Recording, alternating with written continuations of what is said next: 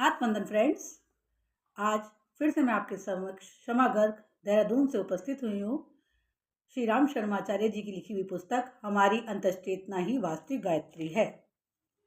कल हमने संयम के बारे में पढ़ रहे थे, तो हमने इंद्रिय संयम तक पढ़ा। इसके आगे मनोनिग्रह, मन में उठ रहे विचारों पर नियंत्रण करना है। अब वो मन में उठ रहे विचार कैसे नियंत्रण कर सकते हैं हम?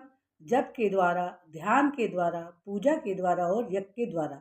इससे एकाग्रता की शक्ति और एक दिशा में चल सकने का सामर्थ्य प्राप्त कर सके। क्योंकि किसी भी चीज़ को प्राप्त करना है, चाहे कोई अच्छा बिजनेस खोलना हो, स्कूल करना हो या किसी भी कार्य में सफल होना है, तो एकाग्रता का होना बहुत जरूरी है। इनसे हमारे में एकाग्रता की शक्ति और सामर्थ्य उत्पन्न होगा। फिर है समय निग्रह। समय एक बहुत कीमती है, हम इसे व्यर्थ में ना गंवाएं। इसके एक एक पल की कीमत समझे। हम ज़्यादातर टीवी देखने में, न्यूज़ चैनल सुनने में ही अपना समय व्यर्थ गंवाते हैं। कभी सोचा है कि न्यूज़ चैनल सुनकर हम क्या कर सकते हैं? कुछ भी नहीं। जो घट रहा है वो घट रहा है, एक जानकारी बस अपने दिमाग में भरे जा रहे हैं, जिसका कहीं भी हमारे जीवन में कोई यूज़ नहीं है। अध्यात्म के मार्ग पर सर्वप्रथम हमें टीवी का कम से कम उपयोग करना शुरू करना पड़ेगा। समय बनाना, आलस्य और प्रमाद को छोड़ना है। मतलब हम ज़्यादातर समय अपना आलस्य में बिताते हैं, प्रमाद में बिताते हैं, तो हमें उनको छोड़कर योजनाबद्ध तरीके से जो भी हम हासिल करना चाहते हैं उसके लिए कार्य करना है। अपनी मन मर्जी से नहीं चलाना है कि अब खाना है, अब सोना है, अब पड़ोसी के घर जाके बैठ के बातें बनानी है। कुछ भी आपकी दिनचर्या हो, उसको आपको जो लक्ष्य आपने अपने लिए बनाया है उसे पाने के लिए क्रियान्वित करना पड़ेगा। जैसे एक सैनिक को सैनिक बनना है तो उसे रोज 5-7 किलोमीटर की दौड़ लगानी जरूरी होती है। अब वो आलस्य करेगा तो उसका सिलेक्शन सेना में नहीं होगा। और सोकर सुबह जब हम उठते हैं तो बिस्तर पे बैठे बैठे ही 2 मिनट में सोचें कि आज दिन भर में हमें क्या क्या काम करने हैं, और कोशिश कीजिए जो टाइम टेबल हम अपने लिए उस दिन का बनाए उस पर पूर्ण तरीके से करने की कोशिश करें। अर्थ निग्रह, पैसों की विलासता न जाए, फिजूल खर्ची व्यसनों में ना फंसे। ये हर कोई जानता है। अर्थ मीन्स करेंसी से है कि हम अपने पैसों की कीमत समझें। हम बाजार जाते हैं, कई बार बहुत सारी ऐसी चीज़ें खरीद लेते हैं जिनको हमें ज़रूरत नहीं, फैंसी आइटम्स या कुछ भी। तो खरीदते टाइम सोचें क्या इसकी हमें ज़रूरत है या इसके बिना हम रह सकते हैं। अगर बहुत ज़रूरी है तभी खरीदें, नहीं तो अन्यथा पैसों का जोड़ सेविंग शुरू करें। अस्वाद व्रत, ब्रह्मचार्य, मौन, हम तपस्वी बनते हैं। अब इस लाइन में आगे बढ़ने के लिए जब हम जप तप याग तो कर रहे हैं, लेकिन अस्वाद व्रत, यहाँ अस्वाद व्रत से मतलब है जब हम व्रत रखते हैं। लेकिन आजकल व्रत कैसे रखते हैं? उसमें मीठा भी खाते हैं, नमक भी खाते हैं और तला भुना भी खाते हैं। तो ये व्रत रखना अच्छा ही है, कुछ तो मन में सत्य चीज़ें आ रही हैं। लेकिन असली व्रत तभी है जब आप इसके अंदर शुद्धता के साथ लाए। एक दिन हम नमक छोड़ दें, एक दिन हम चीनी छोड़ दें, एक दिन हम सब्जी छोड़ दें, एक दिन हम आटा छोड़ दें। इस तरीके का व्रत कीजिए। एक दिन बिना हल्दी का खाना खाएं। तो इससे क्या है, हमें जो चीज़ देखने में अच्छी लग रही है उसकी खाने की आदत पड़ेगी। हमारे जीवा, जो हमारे स्वाद की वृत्ति है, उस पर कंट्रोल लगेगा। ब्रह्मचार्य, ब्रह्मचार्य को हर कोई जानता है कि अपने जीवन में लाना जरूरी चाहिए, क्योंकि इससे हमारी बहुत सारी शक्ति बचती है, अपव्यय होने से बचती है। मौन, इससे भी हमारी जीभ की शक्ति जो होती है बोलने की, वो काफ़ी खर्च करते हैं हम एनर्जी। जो भी हमने पूजा करके, यज्ञ करके, दान करके और जप और ध्यान करके ऊर्जा प्राप्त की होती है, वो हम बोल बोल कर खो देते हैं, अन्यथा ही बोलते रहते हैं। हमें सुनना ज़्यादा सीखना है, बोलने से ज़्यादा।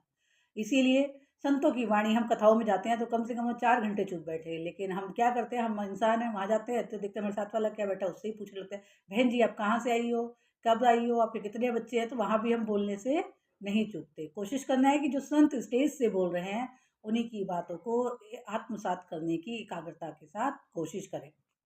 सबसे लास्ट में है सेवा। 4 उपाय बताए थे हमें साधना के लिए। 4 उपाय को एक बार फिर से याद करते हैं। क्या क्या साधन थे? साधना, स्वाध्याय, संयम और सेवा। तो सबसे चौथे नंबर का है सेवा, कि विश्व उत्थान की सेवा करें। जीवात्मा का विकास और जीवन का लक्ष्य प्राप्त करने के लिए सेवा से बड़ा तप और सेवा से बड़ा पुराण कुछ नहीं है। सारा समय अपने ऊपर खर्च ना करें, क्योंकि हम स्वार्थी हो गए हैं। हम ज़्यादा से ज़्यादा कहाँ तक सोचते हैं, मेरे बच्चे, मेरा परिवार, है ना, यहीं तक हम सोचते हैं। लेकिन हम इससे आगे हमें अपने पड़ोसी, अपने शहर के बारे में भी सोचना चाहिए। नदियों के बारे में, कि हम नदियों में स्नान करते हैं तो उन्हें गंदा ना करें, है ना। ज़्यादा से ज़्यादा पेड़ पौधे अपने आसपास लगा के रखें। अगर पेड़ पौधे नहीं लगा सकते तो घर में गमलों की व्यवस्था रखें, जिससे कि वायु प्रदूषण जो हम सांस छोड़कर कर रहे हैं वो कम हो। हम अपनी शक्तियों का एक अंश दुखियार, पीड़ित, पतितों के लिए लगाएं। यहाँ वो कह रहे हैं कि आपके पास भगवान ने बहुत शक्ति दी है, हाथ पैर सब ठीक है, तो आपसे ज़्यादा जो दुखी हैं दुनिया में, उनकी सेवा के लिए अपना कुछ समय ज़रूर दें। ज्ञान यज्ञ से बड़ा कोई दूसरा पुण्य नहीं है। अब सेवा आप कई तरीके से कर सकते हैं, किसी की पैसे की मदद कर सकते हैं, किसी को खाना खिला के कर सकते हैं, लेकिन सबसे बड़ा क्या है? किसी को ज्ञान देकर, है ना? जो हम अब कर रहे हैं वो ज्ञान यज्ञ के अंदर ही आता है, क्योंकि हम दूसरे को चेतना को जगा दें, तो गरीब आदमी भी हमसे ज़्यादा सुखी हो सकता है ना? भूखा रहने से व्रत रखने में कोई दुखी थोड़ी होता है, लेकिन अगर हमें सही दिशा में ज्ञान हो जाए। इसको ब्रह्मदान भी कहा गया है। तो ज्ञान यज्ञ का दूसरा नाम है ब्रह्मदान, कि दूसरे को ज्ञान दे। सब्र की परिभाषा, धैर्य की परिभाषा समझाएं। ज्ञान यज्ञ मतलब ध्यान देना, दिशा देना, सॉरी। ज्ञान यज्ञ दिशा देना, जिससे वे बुराइयों से बच सके। तो सबसे पहले हम जब इस मार्ग में आए तो नाम जप जो है सबसे आसान माध्यम है, जो घर में रहते हुए कोई भी स्त्री और पुरुष आसानी से अपना काम करते करते कर सकता है। और अगर आपके पास समय है तो ध्यान से बड़ा कोई ज्ञान नहीं है। आपके आसपास जो भी दुखी है, पैसों से दुखी है, शरीर से दुखी है, परिवार से दुखी है, बच्चों से दुखी है, तो आप उनको अपने आप बैठने के लिए हाथों के अंदर हाथ डालकर, उंगलियां फंसाकर, क्रॉसिंग करके, और अपनी सांसों पर ध्यान लगाने के लिए कहिए। इससे मन बहुत जल्दी शांत होता है, और जब मन शांत होता है तो हम गलत कोई भी कदम नहीं उठा सकते। हम जो भी निर्णय लेंगे सही ही लेंगे। तो ध्यान बहुत फ़ायदेमंद होता है। जब हम ध्यान में उतरे और हमने ध्यान किया तो उससे हमें अनगिनत फ़ायदे हुए। तो मैं अपनी यात्रा के अनुसार आपको बता सकती हूँ, जप और ध्यान 2 ही ऐसी क्रियाएँ हैं जो आपको घर बैठ के भी वो सब कुछ उपलब्ध करा सकते हैं, जो बड़े-बड़े आश्रमों में जाकर लोग प्राप्त कर सकते हैं। तो हमें कहीं जाने की ज़रूरत नहीं है, किसी के पास बैठने की ज़रूरत नहीं है। हम अपने घर के ही थ्रू, मोबाइल के थ्रू सत्संग करें। समय मिले खाली तो ध्यान करें, और समय नहीं मिलता तो घर के काम करते करते नाम जप करते रहे। सारा कल्याण इसी में निहित है। समय जरूर लगेगा, लेकिन धीरे धीरे आपको खुद समझ में आने लगेगा कि बाहर दौड़ दौड़ दौड़ दौड़ करके हम कहाँ जाएंगे। अपने ही घर में स्वर्ग है, अपने ही घर में सब कुछ है। इसी को आप करिए। मैंने इसी के थ्रू सब कुछ पाया है। जो मेरे मन में सुख शांति आई है वो इसी के थ्रू आई है। तो मैं इसी मार्ग पे सबको चलने की कहती हूँ। खाली समय मिले तो अपनी आंखें बंद करके अपनी सांसों पर ध्यान लगाइए, आनापाना सती ध्यान। ये आप यूट्यूब में PSSM चैनल पर देख सकते हैं। PMC हिंदी चैनल भी है पत्री जी का। बहुत सिंपल और सरल है, सिर्फ अपनी ही सांसों पर ध्यान देना है। और दूसरा, जप। जप तो हर कोई ही जानता है। नाम का कोई भी एक नाम जो आपको प्रिय है उसे पकड़कर उसी का निरंतर जप करते जाए। जब भी समय मिले, घर में काम करते हुए, कुछ भी करते हुए, आप इसका जप कर सकते हैं। इन चारों से हम अपना परिष्कार और परिवर्तन कर सकते हैं। सबसे पहले हमें परिवर्तन करना है अपने आप पे, कि हम अपनी गलतियों को देखें। श्री राम शर्माचार्य जी कहते हैं सबसे पहले व्यक्ति निर्माण, फिर उसके बाद हमारा परिवार निर्माण। और जब हम पहले अपने यहाँ निर्माण करेंगे तो फिर अपने परिवार के अच्छा बनाएंगे। जब हमारा परिवार अच्छा होगा तो फिर हम समाज निर्माण के कार्य में अपना योगदान दे सकेंगे। स्वाभाविक और सरल हो जाएगा। अब लोग क्या करते हैं, खुद तो सुधरते नहीं, समाज को सुधारने चल देते हैं। जो कार्य खुद नहीं किया वो दूसरों से अपेक्षा करते हैं कि झूठ मत बोलो, और खुद झूठ बोलते हैं। अब हम अपने बच्चों से ये अपेक्षा करते हैं कि झूठ ना बोले, और बच्चा सारे दिन नोटिस करता है कि मम्मी 10 बातों में झूठ बोल रही है, पापा 10 बातों में झूठ बोल रहे हैं, और उम्मीद कर रहे हैं बच्चा सच बोले। तो ये कैसे हो जाएगा? हमें अपने बच्चों के सामने रोल मॉडल बनना पड़ेगा। अगर हम गलत हरकतें कर रहे हैं तो बच्चे बहुत तेज बुद्धि के होते हैं, वो बहुत जल्दी ऑब्जर्व कर लेते हैं। और जो हम कहते हैं वो नहीं सीखते, जो हम कर रहे होते हैं वो सीखते हैं। अगर वो देखता है कि मेरी मम्मी जो मुझसे कह रही है वो खुद नहीं कर रही, या मेरे परिवार के लोग जो मुझे समझा रहे हैं उसको खुद फॉलो नहीं कर रहे, तो डेफिनेटली आप कितने ही लेक्चर दीजिए, कितने ही नैतिक बातें कीजिए, बच्चा कहीं ना कहीं अंतर मन में वो सारी बातें बैठा लेगा जो वो बचपन में अपने घर में देखता है। इसलिए छोटे बच्चों के सामने हमेशा अच्छा ही रोल मॉडल बनाना चाहिए माता पिता को। इसलिए सबसे पहले श्री राम शर्माचार्य जी व्यक्ति निर्माण की बात करते हैं। अगर आपका व्यक्तित्व सुधर गया तो आपके सामने जो भी आएगा उसका व्यक्तित्व पे असर पड़ेगा ही, है ना? तो फिर परिवार निर्माण, और सबसे लास्ट में समाज निर्माण। इन चारों की न्यूनतम मात्रा से भले ही शुरू किया जाए, लेकिन शुरू जरूर होना चाहिए। मतलब भले ही आप शुरुआत में एक ही पेज रोज स्वाध्याय करें, 5 मिनट ही जप करें, 5 मिनट ही सत्संग करें मोबाइल के थ्रू, या आस पड़ोस में जो भी लेडीज़ जेंट्स जिनके साथ भी आप बैठते होते हैं, सिर्फ भगवान की चर्चा करें, भगवान की कथा सुने, राम जी की कथा, कृष्ण जी की कथा, माता की कथा, जो भी आपको अच्छी लगती है, गुरु नानक की कथा, इन्हीं टॉपिकों का सत्संग करें। तो धीरे धीरे जरूर, और सेवा भी परिवार से ही शुरू करें कि अपने पहले बड़े बूढ़ों की सेवा, अपने घर में जो कार्य है उनकी सेवा, तो धीरे धीरे आपकी जागरूकता बढ़ती चली जाएगी। आत्म कल्याण के लिए सोच विचार करते रहना पड़ता है, समय लगाना पड़ता है और श्रम करना पड़ता है। यह तीनों ही साधन के बिना आत्म कल्याण नहीं होगा। दिन में सेवा ऐसा बहुत कम समय होता है जब शरीर आराम कर रहा होता है, मन खाली रहता है। उस समय का सदुपयोग करें, मानसिक जप करें। तो उन्होंने यही बात कही है कि कुछ भी हमें पाना है तो उसके लिए हमें मेहनत और श्रम तो करना ही पड़ता है ना। जैसे किसान मेहनत करता है तब जाके उसे फसल मिलती है, पहलवान मेहनत करता है तब जाके उसे मेडल मिलता है, बच्चे दिन रात पढ़ते हैं तब एक कक्षा पास करते हैं। मतलब उन्हें 5-6 घंटे तो स्कूल में ही बिताने पड़ते हैं, फिर घर आके भी पढ़ते हैं बच्चे, होमवर्क करते हैं, लर्निंग करते हैं, तब जाके वो एक क्लास सारे साल करते हैं, तब जाके एक क्लास जंप होती है। और अगर हमें अपना आत्मकल्याण चाहिए तो हमें साधना और उपासना जरूर करनी ही पड़ेगी। तो दिन में हमारे पास समय कैसे बताया उन्होंने, दिन में बहुत समय है जब शरीर आराम कर रहा होता है, मन खाली रहता है, उस समय का सदुपयोग को मानसिक जप, और अगर आपके पास खाली समय है बिल्कुल तो आप बैठकर ध्यान कर सकते हैं, आनापाना सती साधना। सुबह उठते ही हम एकदम बिस्तर नहीं छोड़े, वरन कुछ समय चेतना प्राप्त करने, खुमारी दूर करने में हर किसी को लगाना पड़ता है। जैसे हम सुबह सुबह उठते हैं, एकदम नींद टूटती नहीं, अब देखते आलकस थोड़ा सा शरीर में रहता ही है, खासतौर से सर्दियों में रिजाई में से निकलने में थोड़ी दिक्कत होती है। तो थोड़ी देर बेड पे ही बैठे बैठे भगवान स्मरण करना चाहिए, जब तक थोड़ी अच्छे से आलकस ना शरीर का निकल जाए, एक बड़ी सी अंगड़ाई लेके तब भगवान का कीर्तन मन ही मन कर सकते हैं, मानसिक जप कर सकते हैं, मानसिक ध्यान कर सकते हैं। और अपनी सुविधाओं के प्रति जो भगवान ने आपको देगी, आहा आज रात नींद अच्छी आई, हमें पंखा भी मिला है, बिजली, जो भी आपके पास सुविधा है आपके अनुसार, आपके उस सब का भगवान के प्रति कृतज्ञता करनी चाहिए कि हम जिंदा उठ गए। बहुत सारे लोग हम सुनते हैं कि रात को सोते सोते ही चले जाते हैं, तो भगवान की कृतज्ञता मतलब धन्यवाद हर पल हमें करना चाहिए कि निर्विवाद धन्यवाद बार बार कहिए, सीताराम सीताराम सीताराम कहिए। तो हमें कृतज्ञता प्रकट करनी चाहिए, हे प्रभु तेरा बहुत बहुत धन्यवाद कि हम सुबह सही से उठ गए और हमें ये सब सुविधाएं मिल रही हैं। प्राप्त सफलताओं का श्रेय न लेकर ईश्वर को ही उसकी अनुकंपा माननी चाहिए। मान लीजिए बहुत सारे लोग सफल हो जाते हैं, बहुत अच्छी पोस्ट पे हो जाते हैं, तो कहते हैं मैंने अपनी पढ़ाई अपनी बुद्धि से की, लेकिन ये बुद्धि किसने दी उसको? श्री कृष्ण ने दी, भगवान ने दी, उसे परमात्मा की दी हुई कृपा है। नहीं तो वो 1 मिनट में आपकी बुद्धि फेल भी कर सकता है। मान लीजिए आप ये कहते हैं मैं करता हूँ मैं करता हूँ, बहुत सारे लोग कहते हैं ना मैंने धन कमाया, मैंने घर बनाया, मैं ना काम करूँ तो घर में रोटी नहीं बनेगी, सब्जी नहीं बनेगी।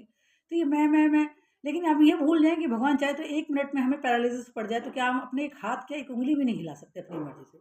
हमारे शरीर का एक एक रोम उसकी मर्जी से हिल रहा है, और जिसकी मर्जी से हिल रहा है क्या कभी हमने उसका धन्यवाद किया? हम हमेशा सारा श्रेय खुद लेते हैं। अच्छा होता है तो हमने किया, और जो गलत होता है तो उसको हम परिस्थिति पे भगवान पर डाल देते हैं। तो हमें यहाँ कहा जा रहा है कि अपनी सफलता का श्रेय खुद न लेकर ईश्वर की ही अनुकंपा माननी चाहिए कि उसने हम पर अनुकंपा की, हमें ज्ञान दिया और बुद्धि दी, तो आज हम धन कमा पा रहे हैं, आज हम सफल हो पा रहे हैं और जीवन में एक अच्छे पद पर पहुंच पा रहे हैं। और अहंकार को तनिक भी ना पनपने देना चाहिए। जब हम सब ये मानते हैं कि मैं कुछ नहीं कर रहा, कर्ता भाव हमारा खत्म हो जाता है। कर्ता मतलब मैं कि मैंने किया, मैं खाना बनाता हूँ, मैं घर की सफाई करता हूँ, करती हूँ। तो जब ये भाव खत्म हो जाते हैं तब ये मैं खत्म हो जाता है। भगवान की कृपा से हम ये सब काम अच्छे ढंग से सुचारू रूप से कर पा रहे हैं। अहंकार भली आत्मश्रद्धा करने वाले वास्तविक में नास्तिक होते हैं।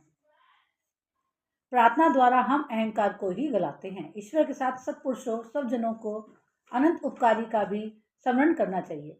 प्रार्थना का क्या मतलब है? जब हम किसी के आगे झुकते हैं तो इसका मतलब हम अब उनका झुका रहे हैं। जो ज़्यादा नास्तिक लोग हैं वो किसी को नमस्ते करना भी पसंद नहीं करते। आपने देखा होगा ज़्यादा बड़े लोग अपने किसी को नमस्ते करें तो अपने आप को छोटा समझते हैं। वो सोचते हैं हमें ही लोग नमस्ते करें, हम क्यों किसी को नमस्ते करें, हम क्यों किसी को प्रणाम करें। तो ये उनके अहंकार को प्रदर्शित करता है।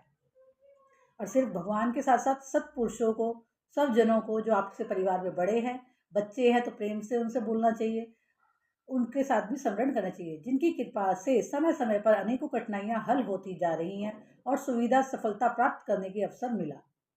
ईश्वर समदर्शी, न्यायकारी, घटघटवासी स्वरूप बार बार याद करते रहना चाहिए। ईश्वर को हम क्या सोचते हैं कि वो सिर्फ मंदिर में ही है ना। कोई भी कार्य करते हैं तो ये सोचते हैं भगवान क्या देख रहा है, भगवान मंदिर में ही है। कहते हैं ना, कहानी आती है कि अकेले में करते हैं तो वहाँ भी ईश्वर प्रेजेंट रहता है। तो हमें बार बार इस बात का ध्यान रखना चाहिए कि हर वक्त ईश्वर की निगाह हम पर है, और वो समदर्शी है, वो कभी भेदभाव नहीं करता। ऐसा नहीं कि आप उसके भक्त हैं तो आपकी सजाएं माफ़ हो जाएंगी, आपको भी उनका दंड मिलेगा ही। न्यायकारी है, किसी को ऐसा नहीं बिना मतलब के सजा दे दे। गलतियाँ होती है इस जन्म की नहीं तो पिछले जन्म की, कर्मों का ही खेल है सारा। घट घट वासी मतलब हर व्यक्ति के हृदय स्थल में विराजित है। बार बार इस बात का स्मरण करना चाहिए। भगवान भावना की पवित्रता देखकर प्रसन्न होता है। एक होता है हम दिखावा करते हैं कि दूसरे मंदिर जा रहे हैं, जैसे कि अभी कुंभ गया तो आधे से ज़्यादा लोगों की भावना इस कारण जागी कि पड़ोसी हो है, टीवी पे इतना आ रहा है तो हमें भी कुंभ जाना चाहिए। लेकिन भगवान आपके ये नहीं कि आप भेड़ चाल का हिस्सा बन गए। भगवान आपकी अंतःकरण की भावना देखते हैं कि आप कितने प्यासे थे कुंभ जाने के लिए। उसी के अनुकूल भगवान आपकी पवित्रता जो मन के अंदर है उसकी पवित्रता देखकर प्रसन्न होता है। भगवान की सच्ची पूजा सत्कर्मों से ही हो सकती है। कुकर्मरत मनुष्य ब्रह्म पूजा उपकरणों से उसे प्रसन्न नहीं कर सकता। जैसे आप बहुत सारे लोग क्या करते हैं, पैसा गलत तरीकों से कमाते हैं और फिर बड़े बड़े यज्ञ करवा लेते हैं और सोचते हैं हमारे सारे पाप धुल गए, लेकिन ऐसा नहीं होता। भगवान सत्कर्मों से ही प्रसन्न होता है। चाहे आप बड़े बड़े यज्ञ मत कराइए, लेकिन सत्कर्म करते रहिए तो भगवान आपसे 100% प्रसन्न रहेगा। बस ये मानकर चलिए कि हम जो कुछ भी कर रहे हैं उसकी कृपा से ही कर पा रहे हैं। उसने ही हमें बुद्धि दी है, उसने ही हमें ज्ञान दिया है, जिसके कारण हम ये सब काम कर रहे हैं। प्रातःकाल भगवान के उपकारों का ध्यान, उसके प्रति कृतज्ञता भरी श्रद्धांजलि का मानसिक समर्पण करना चाहिए। उसके सर्वव्यापी न्यायकारी स्वरूप का ध्यान करते रहने से समय में लगाना चाहिए। जी खोलकर प्रार्थना करनी चाहिए कि प्रभु वह शक्ति प्रदान करे मानव जीवन को सफल बनाने लायक, कठिनाइयों से संघर्ष करने लायक आत्मबल विकसित कर सके। तो हमें भगवान से बार बार ये नहीं कहना चाहिए हमारे दुख दूर कर दीजिए। उन्होंने कहा जो भी हमारे जीवन में समस्या आती है उनसे सही तरीके से खुशी खुशी निपटने की हमें आत्मबल प्रदान करें। सुबह स्नान आदि से निवृत्त होकर जप करना चाहिए। मतलब अगर आप गृहस्थी में हैं तो जैसे आपके घर का सुचारू रूप है उस हिसाब से आप काम कीजिए, और जब आपको समय मिले नहा धोकर शुद्धिकरण के साथ जप कीजिए। नहीं तो नाम जप आप कर सकते हो, उसमें शुद्धिकरण के लिए कोई ज़रूरत नहीं है। ज़्यादा शुद्धिकरण मंत्र जाप के लिए चाहिए होता है, लेकिन नाम जप आप 24 घंटे कभी भी किसी भी अवस्था में कर सकते हैं। स्वाध्याय 1 घंटा रोज करना ही चाहिए। यह मानकर पढ़ना चाहिए कि लेखक हमारे पास ही बैठा है और उसके साथ सत्संग करते हुए अनेक धर्म ग्रंथों का सार मधुर मधुर प्राप्त किया जा रहा है। यहाँ श्री राम शर्मा जी आचार्य जी रोज हमें 1 घंटे के लिए स्वाध्याय मतलब पुस्तक अध्ययन, चाहे रामायण गीता कुछ भी आप पढ़िए। लेकिन अगर आप अभी शुरू कर रहे हैं इस मार्ग पर तो आप 1 पेज से भी शुरू कर सकते हैं। रोज 1 पेज पढ़ने की आदत जरूर डालिए, धीरे धीरे से बढ़ाइए जैसे समय है बचाकर। फिर वही है कि हमें 24 घंटे में से समय चुराना है। जैसे आईएएस की तैयारी के लिए बच्चे अपने 12-14 घंटे और कामों को त्याग के जो जरूरी है सिर्फ उसी पे लगाता है, ऐसे हमें अपने स्वाध्याय को बढ़ाना है। क्योंकि हमारा आत्मज्ञान जो हमारी बुद्धि की संकीर्णता है वो उसी से दूर होगी। संतों की वाणी सुननी चाहिए मोबाइल के द्वारा। जब समय मिले काम करते करते आप मोबाइल पर संतों की वाणी सुन सकते हैं और खाली समय में आप पुस्तकों का अध्ययन कर सकते हैं। संयम संयम की योजना रात को सोते समय बनानी चाहिए। अपनी शारीरिक मानसिक शक्तियों और संपदाओं का अनावश्यक रूप से जहां अपव्यय हो रहा है वहां से उसे रोककर आत्मीय प्रयोजनों में लगाना चाहिए। पूरे दिन की समीक्षा को आज कितना सदुपयोग किया और व्यर्थ में व्यय किया, क्या इसमें से कुछ श्रम धन बचाया जा सकता था। सुबह सुबह योजना बनानी है और सोने से पहले बिस्तर पर ही जाके चेक करना है कि आज हमने क्या क्या कार्य किया और क्या क्या हम उसमें बचा सकते थे, क्या क्या कम कर सकते थे। रोज प्रण करें कि कल से हुए अपव्यय को हम कम करेंगे। यहाँ अपव्यय सिर्फ धन का नहीं है, समय का है और विचारों का है। पूर्ण रूप से विविध असंयमों को तुरंत छोड़ सकना असंभव ना हो तो उन्हें घटाते अवश्य रहना चाहिए। आज की अपेक्षा कल वह असंयम छोटे घटे ही बड़े नहीं। जैसे किसी को किसी चीज़ की लत है तो आज मान लो नहीं छोड़ सकता एकदम, तो उसे धीरे धीरे कम करना चाहिए, है ना। मान लो हम 4 घंटे टीवी देखते हैं तो हम धीरे धीरे 3.5 पे, 3.5 से 3 घंटे पर, 3 घंटे से 2.5 घंटे पे, धीरे धीरे धीरे धीरे साल 2 साल में हमारा टीवी देखना छूट जाएगा। आहार अनेक प्रकार के अनेक स्वाद के व्यंजन न हो, नियत संयम के अतिरिक्त अन्य समय न खाया जाए। विवाहित जीवन में काम सेवन की अवधि मर्यादा रहे, मर्यादा लंबी होती चली जाए, छोटी नहीं हो। विलासिता की चीज़ें छोटी रहे, चीज़ें घटे, सादगी बढ़े। मतलब यहाँ उन्होंने कहा कि जैसे जैसे आप अध्यात्म में आओगे तो आपको समझ में आएगा कि हम ज़्यादा भोजन तो नहीं खा रहे, और विवाहित जीवन है तो यहाँ काम सेवन की अवधि उन्होंने कहा धीरे धीरे बढ़ानी चाहिए, क्योंकि उसमें हमारी ऊर्जा का क्षय बहुत ज़्यादा होता है। और विलासतापूर्ण जीवन मतलब हम बहुत ज़्यादा दिखावे में रहते हैं, जीवन दुनिया को सुंदर बनने के लिए बहुत सारा उपकरण यूज़ करते हैं, तो उसको घटा के सादगीपूर्ण जीवन पर धीरे धीरे आना चाहिए। सिनेमा, ताश, बीड़ी आदि बुरी आदतें लग जाए हों तो उन्हें संख्या एवं अवधि तो दिन दिन घटाई जा सकती है। उनके ऊपर होने वाला खर्च घटाना चाहिए। उपयोग की वस्तुएं जितनी कम हो सके उतनी कम करते जाना चाहिए। मतलब जो हमारे परिवार के लिए आवश्यक है उन सब चीज़ों का हम प्रयोग करें, और जो भी हमें गलत आदतें आ गई हैं उन्हें धीरे धीरे घटाना चाहिए। तो जब हम कोशिश करेंगे और भगवान से लगातार प्रार्थना करेंगे कि हमारी मदद करें इन चीज़ों को घटाने में, तो परमात्मा की कृपा हमें प्राप्त होती है और हमारी वो बुराइयां हम में से दूर हो जाती है। जो उन्होंने बताया, ताश खेलना, सिनेमा देखना, बीड़ी पीना, शराब पीना, ये सारी तंबाकू खाना, ये धीरे धीरे आदतें कम हो जाती है। लेकिन इसके लिए सबसे पहले क्या है, हमारी अंतरात्मा खुद प्रार्थना करे। दूसरे के कहने से कभी कोई चीज़ नहीं छूटती जब तक हम खुद अपनी आत्मा की आवाज़ नहीं सुन लेते। धन, संतान, वाहवाही आदि तुच्छ आकांक्षाओं को बहुत सीमित करते चला जाना चाहिए। काम, क्रोध, लोभ, मोह जैसे पतन की गति में धकेलने वाले असंयमों की उस सायकाल में आत्मरक्षण काल में भली प्रकार परखना चाहिए कि कल उसको नियंत्रण में रखने के लिए क्या क्या सावधानी बरती जाए, यह सोचना चाहिए। यहाँ उन्होंने बताया कि जब आप इस अध्यात्म मार्ग चलोगे तो शुरुआत में आपको समझ में आएगा। अभी हम ये सोचते हैं कि धन से ही सब कुछ हो सकता है, लेकिन एक अवस्था आती है, पता चलता है बहुत सारी चीज़ों पे धन भी लाभदायक नहीं होता। धन से हम वस्तुएं प्राप्त कर सकते हैं लेकिन सुख नहीं प्राप्त करते, क्योंकि सुख की प्राप्ति अंतःकरण से होती है, सामान से, चीज़ों से नहीं होती। रोज शाम को हमें आत्म परीक्षण करने के लिए कहा ही जा रहा है कि दिन में 2 मिनट निकाल के सोने से पहले या शाम के वक्त हमें परखना चाहिए। और जो आज हमसे गलतियां हुई हैं, जैसे क्रोध आ गया है, गुस्सा, काम जाग गया, लोभ आ गया मन में किसी चीज़ के प्रति, लालच आ गया है, तो उसको दूर करने के लिए अगले दिन हम क्या प्रयास करना चाहिए जिससे हमें क्रोध ना आए, वो उसकी हमें थोड़ा चिंतन मनन करना चाहिए। संयम का तात्पर्य है कि बची हुई शक्तियों को शारीरिक कार्यों में समेटकर आध्यात्मिक कार्यों में लगाया जाए। जो समय धन बुद्धि संयम के द्वारा बचाई गई है उसे सत् कार्यों में, परमार्थ में लगाना जाए तो ही उससे अभिष्ट उद्देश्यों की पूर्ति हो सके। फिर सेवा, किसी आत्मा का स्तर ऊंचा उठाना, किसी कष्ट पीड़ित को पैसा या सामान देने से सामायिक सहायता हो सकती है। मतलब किसी आत्मा का स्तर ऊंचा उठाने से मतलब है कि अगर उसका विवेक जागृत कर दो तो उसको सही गलत का निर्णय खुद लेना आ जाए, वो सबसे बेहतर है। हम किसी को सामान देकर सहायता तो कर सकते हैं, पर आत्म का कल्याण ज्ञान दान देकर उसके स्तर को ऊंचा उठाने में ही हो सकती है। लेकिन एक आत्मा का कल्याण, जो धरती पे जन्म लेने का उद्देश्य है अपनी आत्मा का कल्याण करना, वो तभी साक्षर होगा जब उसे ज्ञान का दान मिल जाएगा, जब उसे हम नाम जप और ध्यान जैसी विधियों में जोड़ेंगे, जिससे उसको खुद समझ में आएगा क्या सही है क्या गलत है। इसलिए सेवा को ही ज्ञान यज्ञ कहा गया है। हम अपने लिए जिस प्रकार स्वाध्याय और सत्संग की साधन जुटाते हैं, उसी प्रकार दूसरों के लिए यह उपकार करने की कुछ न कुछ योजना नित्य बनानी चाहिए।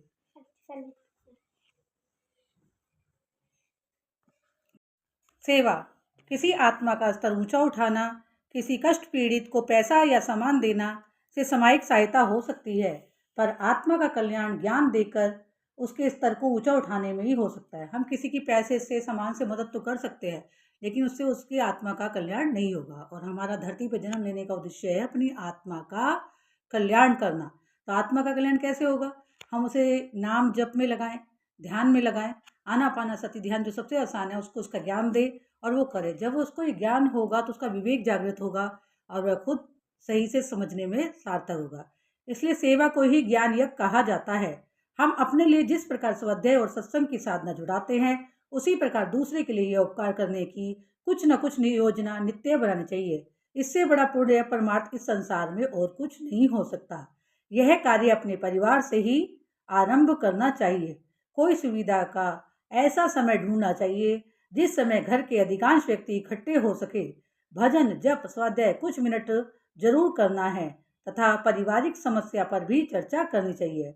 यह सत्संग नियमित रूप से चला के करके तो उसका प्रभाव सब लोगों के जीवन पर अवश्य पड़ेगा। घर में सद्भाव, सद्विचार, सत्कर्म एवं सज्जनता की धर्म परंपरा बनी रहेगी। इसके अभाव में कुबुद्धि उपजती है, पनपती है। उसके उन्मूलन के लिए नियमित सत्संग की व्यवस्था बनाए रखें तो घर में धार्मिक वातावरण बना रहेगा और स्वर्गीय वातावरण दिखाई पड़ता रहेगा। परिवार के क्षेत्र से बाहर भी यह कार्य बढ़ाया जाना चाहिए। यहाँ श्री राम शर्माचार्य जी जो कह रहे हैं उसका कहना यही है कि घर में जब सभी व्यक्ति एक साथ बैठे हो तो हंस मिलकर बैठकर थोड़ी देर भजन कीर्तन, नाम जप या एक साथ मिलकर ध्यान करने से उसका फायदा बहुत अच्छा होता है। और परिवार में किसी को भी पर्सनली कोई समस्या है तो वहाँ एक अच्छा संवाद से उस प्रॉब्लम का हल भी ढूंढ सकते हैं। इसलिए घर में कुछ ही मिनटों के लिए ज़रूर एक साथ बैठना चाहिए। अगर आपके पास समय नहीं बैठता सारा परिवार, तो खाने के समय, कम से कम रात्रि भोजन के समय, तो सब एक जगह साथ बैठकर खाना खा ही सकते हैं। इससे आपसी प्रेम भी बढ़ता है और गलत विचार जो कुबुद्धि उपजती है उसमें भी कमी आती है। पहले परिवार से ही शुरू करें, धीरे धीरे परिवार से फिर अपने आस पड़ोस में, अपने समाज में शुरू करें कि हम कुछ लोग इकट्ठे बैठे चर्चा करें, भजन कीर्तन करें, ध्यान करें, जिससे कि सारे वातावरण में खुशहाली और सब कुछ फैले। ये किताब का चिंतन यहीं पर समाप्त होता है। धन्यवाद श्री राम शर्माचार्य जी का, उन्होंने मुझे मौका दिया ये किताब पढ़ने के लिए। धन्यवाद, बहुत बहुत धन्यवाद। Thank you, thank you. कल से हम दूसरी पुस्तक श्री राम शर्माचार्य जी की, उसका अध्ययन शुरू करेंगे। आप सभी का बहुत बहुत धन्यवाद। Thank you, thank you, thank you.